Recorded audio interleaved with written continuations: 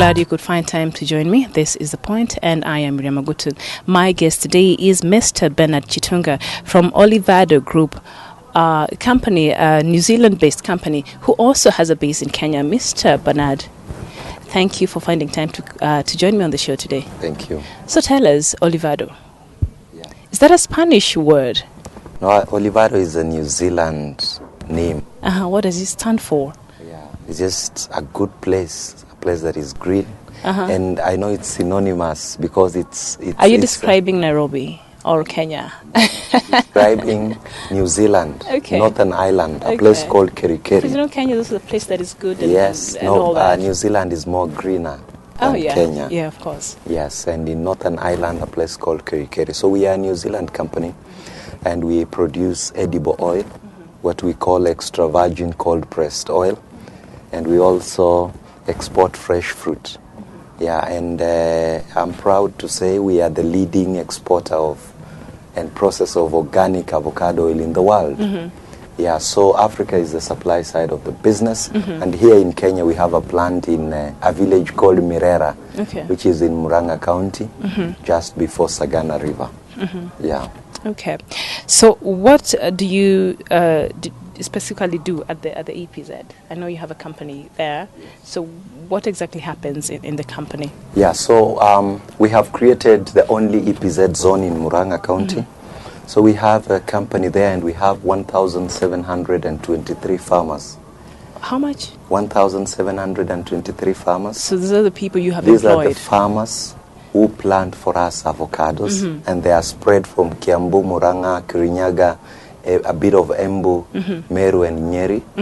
And these farmers are now organic. They were conventional when the company was coming in Kenya in mid-2000s, but they were converted into organic. So they plant for us avocados, and we support them on fruit management. And then we harvest the fruit to the factory. We export fresh fruit, and we cold press the avocado to produce edible oil, oil that you can use to cook. I'm really trying to follow. Yes. But I'm with you. Yes. So just before we go further, you said the company commands about 78% of the world's extra virgin cold pressed avocado oil. Yeah. First of all, the extra virgin, like you said, the avocados have to be organic. Yes. Is there a difference between that avocado tree you're looking at with the normal avocado trees that us we know as Kenyans? Yes. What you see as Kenyans and what you walk and eat is a conventional fruit. Okay. So you are not sure of the agrochemicals that were used for that tree to grow. But when we talk about organic, that this tree has been brought up, or this fruit on a tree does not have any agrochemicals. Okay. It uses, at best or at worst, it uses manure. Okay. Right? And when the company came into this country, basically, Central Kenya, the former Central Kenya, had 25,000 trees, which were conventional. So it took the company 3 years to convert them from conventional to organic. Just trying to do training to the farmers and teaching them the best agro practices. And now that is what we call organic. Okay. Yeah. Okay. So what does the company, pay? You contract the farmers? Yes. Okay. Yeah. So we have set up an outgrower scheme. There's a difference on what happens in this country in terms of contracting the farmers and what Olivado has done. Olivado has set up an outgrower scheme. That means it has pumped in, and to be exact, for the last 4 years, we pumped in $1 million to these 1,700 farmers. That's 100 million. Yes, that's 100 million Kenya shillings. Kenya shillings, which the shareholders of Olivado pumped into these farmers, so that they can solely do what? Supply avocados. And it's not just supplying. The Ministry of Foreign Affairs, New Zealand, have brought in expatriates who work with these farmers in terms of managing the fruit on the trees. And also the company has trained field officers who work with these farmers. Then the company has, planters, pickers, loaders on its payroll to be able to manage to pick, to load, and to bring this fruit to the factory. Okay. So the farmers only, on the land, on the tree, Okay. and follow the instructions as told. So they have heavily invested in this. Yes, so Olivado has so much invested into this. Okay. Yeah. So when you say extra virgin, Yes. what does that mean? Extra virgin simply means this avocado, this is organic, and when it comes to the factory, there is no other additive into it. It is just cold pressed, going through the whole process of extracting oil without adding any chemical, or without chemically extracting the oil. Yeah. So do you do the whole packaging though after you've done the whole processing, like you've said? Yeah. Is the oil packaged here? And when I go to the Kenyan supermarket, can I Yes. find it? So when you go to, when you come to our Sagana plant, you'll find the final product. In fact, in the factory, we don't cook with any other oil. Okay. We use the avocado oil. Did you bring some for? Yes, we will organize for that. Then, so you will find the final product. Then our sister company in New Zealand, where the bottling, we have the bottling plant. So we take it to New Zealand for bottling. But we have other clients spread across 35 countries who, buy from us in bulk. Okay. But because that is an EPZ zone, and we have not so much worked on the regulations, so that we can, because the import duty is still high. Okay. So it's only meant for importation? For export. Oh, for export. For Yeah. export. So we don't sell currently in the country, and we also don't sell in any country in Africa. Okay. But we sell in 36 countries now across America, Europe, Asia, and now coming to India. But we hope the 12th Parliament will be able to do something. Yeah, some policies and regulations on the import duty on EPZ entities, so that we can put this. And for your information, this is the only product from Kenya. You go to, Waitrose in London, you will find labeled product from Kenya. Oh, wow. Because you look at tea, you look at coffee, once it's in Mombasa, it's changed.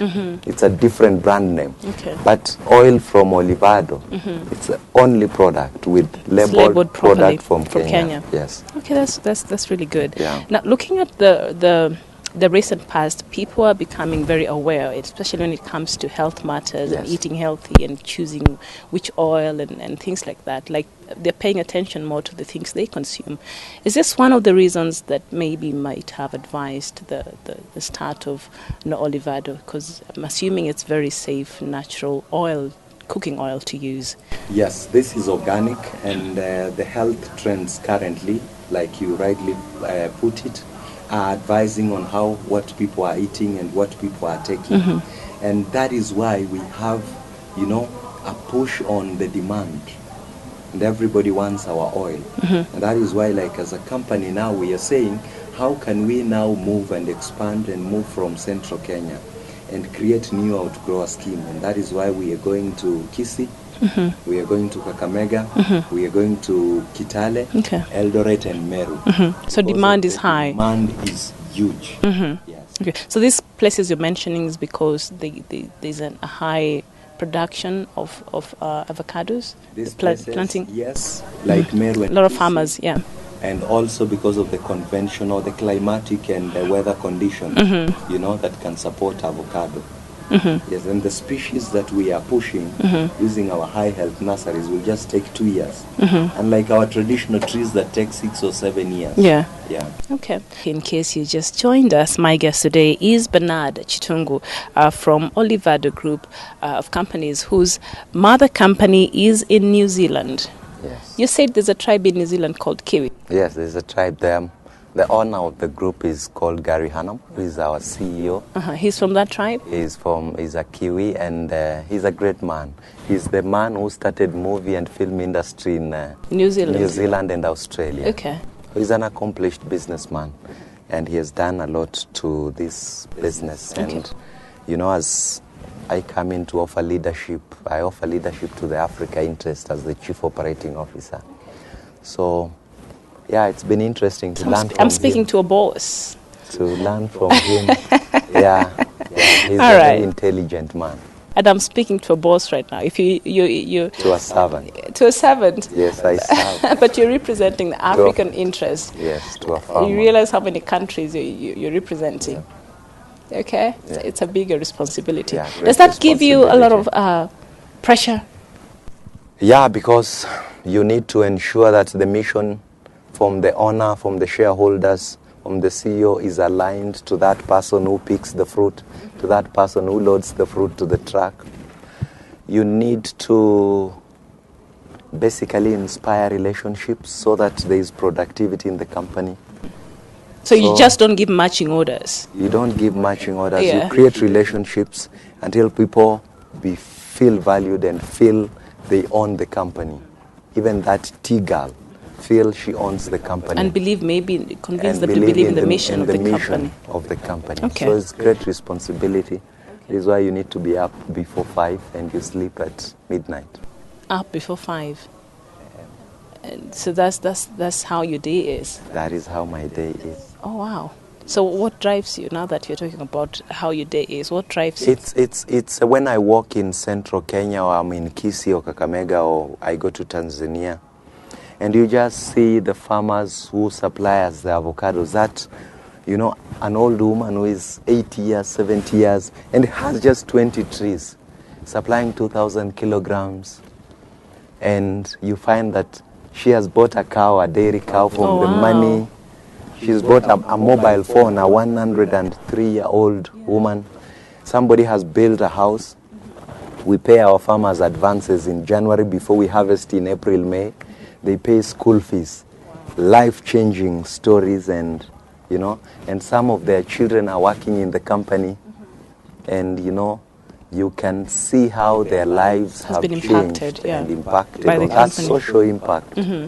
Yeah. It must be fulfilling. Very fulfilling. Okay. Very fulfilling. That's really good. Yes. Not many companies would boast about that, but it's very important. So what's your relation with the global communities? I know you just mentioned a bit of it. Yeah, so global communities, we approached them early in the year. And we were asking, because we're looking for grants, we're looking for development partners who can partner with us in terms of setting up New How to Grow a scheme. Then once we set up New How to Grow a scheme, we can use debt or our company funds to build, plants in those regions. So at that time, their program for grants had been shifted to another USAID program, but they were able to link us, to financial access. And we were able to get some funds to buy more fruit. And this year is when we started our fresh fruit. So it needed more working capital to buy, fruit from farmers. So we were able to get a line from financial access. And we, So global community linked you to financial access? Yes. Okay. Yeah. And we were able to get a line, a working capital line, which has gone a long way in us buying more fruit, and us just, meeting our needs, in terms of exporting fresh fruit. All right. That's good. So you mentioned earlier that the company commands 78% of the world's extra virgin cold pressed avocado oil. Yeah. Okay. Fine. Yes, it's a long name. I know it's such a long explanation, but what does the company's operations in Kenya mean to the Kenyan economy? When we talk about GDP, that agriculture contributes 24% directly to the GDP and 27% indirectly to the GDP. That agriculture employs 60% formal employment, and that agriculture, contributes 45% to the, revenues, government revenues, and that agriculture contributes directly 55% raw materials. Olivado, we're saying we have employed 400 people here in Kenya. Olivado has 1,700 farmers here in Kenya. And in the next 1 year, we will be at 6,000 farmers. Mm-hmm. So you're helping solve this unemployment So it's about that employment. And we're talking about the forex, because we export to 36 countries. All the revenues, 36 countries in Europe, North America. America alone, we are in 5,000 supermarkets. All this revenue come in, forex, and come into our accounts here in Kenya, right?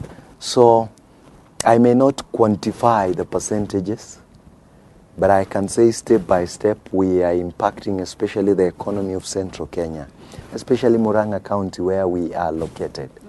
Yes. Okay. And you can imagine in the next 2 years we'll be in other 4 counties that I mentioned earlier with the same similar model. Yeah. Okay. So you in the next couple of years, maybe in the near future, what is your expansion plan now that you've mentioned the other 4 counties? Is there anything else? So our expansion plan here in Kenya is to have a replica of what we have in Murang'a, in Kisii, Kakamega, Kitale, Eldoret, and Meru. So we'll have 6 plants in Kenya. That means we will have at least, 6,000 more farmers spread across those regions, plus what we have here. Yeah, I think that is a plan that we have for the next 3 years. Yeah, we are implementing what we call Olivado 2.0 strategy. What is that?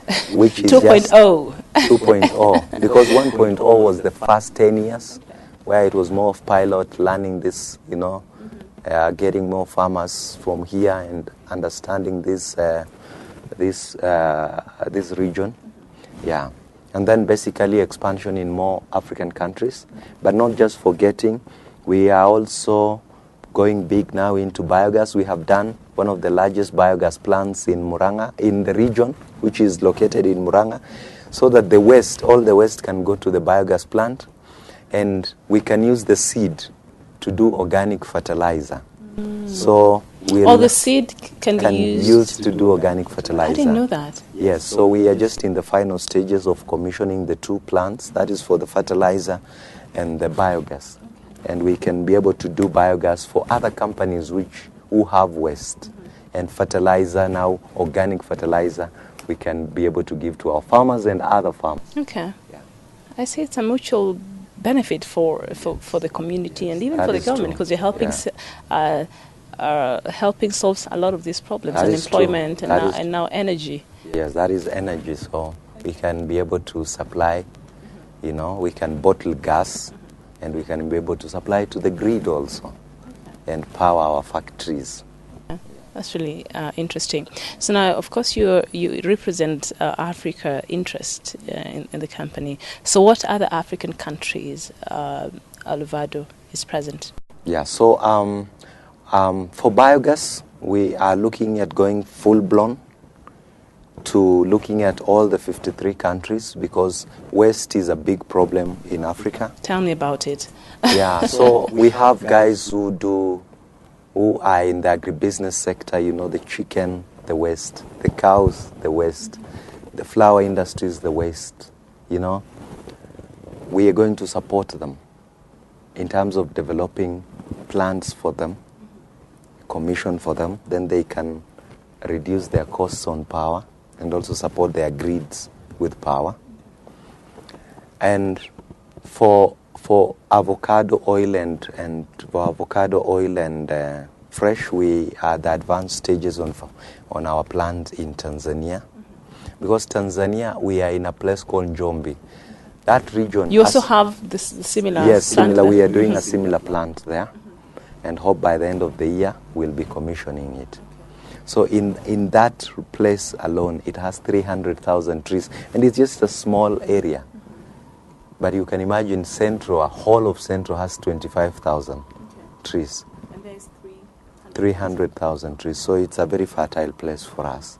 Then after that, we can see other countries that we can go to. Malawi, Zambia, Uganda are good for avocados. Burundi is very good also. Okay. Yeah. So there have been cases where a lot of complaining that it's very difficult for a foreign company to come and set up shops in Kenya.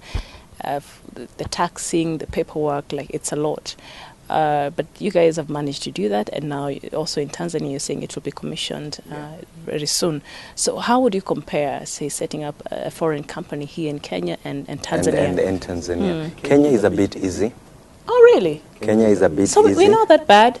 Yeah, Kenya is a bit easy. Yeah.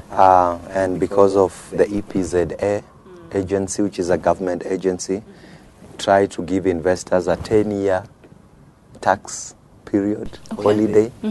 Tax-free? Tax-free, Okay. which we have. Yeah, and we have been operating for 7 years, 3 years to go. And they support you. You know, they have been, EPZA have been good to us to support us in terms of our operation. And also Kenya Association of Manufacturers, supporting companies on, related issues that we may have with the government. And also the county government, where we are located in Murang'a. Be this, devolution, agriculture is a devolved function. Issues to do with safety, issues to do with health, issues to do with extension. And also just the leadership of the county, Mwangi wa Iria, the governor. They're very supportive. Very supportive. Wow. And even just the local administration, the chief, the assistant chief, and the DO. Because, you're employing the locals and support. But there's some places where even if they're benefiting, there's still going to be a lot of hindrances. Yes, and also our executives just, being their visas, their work permits, because our company has many expatriates who work here, been supported with work permits, and our executives with unlimited travels for a year in the country to hold meetings, which is a good thing. That's good. So it encourages. Yes, there's some good news. So it's not all that bad. Yes. People, we have a system that works. Yes, it's only corruption. And also we have not looked at agriculture as a business. And that's what I wanted to ask you, because now this is a very successful agriculture-related sector, it's agriculture. And of course, Kenyans' statistics show, agriculture is a major contributor to the economy. Yes. Apparently, or supposedly. Yeah. But do you think there's enough attention paid to the agriculture industry? It's more of a mindset issue, more of attitude. But I'm in this sector, I walk into the farms. A farmer has an acre. He has 50 trees. They are giving him 100 kilograms each tree. That is 5,000 kilograms. And looking at the price I pay, that is 200,000 shillings. Wow. And we have 2 seasons in a year. That is, 800,000 shillings. Who can earn 800,000 shillings in a village? Oh, wow. So those are rich people over there. And that is just a small piece of land. Wow. That's a small piece of land. That is real So we impact. need just to seize the moment. I think as Kenya, as Africa, we have sat for too long. And I think also we have danced for too long. We just need to stand up and think. Okay. And seize the moment. And maybe work now, take action. Yes, take action. Okay. Well, that's really encouraging. If you were to head, say, the agriculture ministry for a day. Yeah. I hope it happens one day. What are some of the urgent, radical changes you think we need? Yeah, so if I sit in the seat of Willibet, and I'm there for 5 minutes. And makes decisions. Agro industries will revolutionize the economy for this country. We have many investors. We have many people who want to come to this country. And how can the government link them, especially on the equity risk of the business, in terms of sensitization, in terms of helping those foreigners to own pieces of land where they can be able to set up this. And in terms of putting forums together where they bring development organizations, where they bring banks, facilitation, financial institutions into a room and just make this to happen. So it's more of policy issues related to agro industries and related to SMEs. Yeah, because SMEs are looked at, SMEs need a lot of support for them to come up.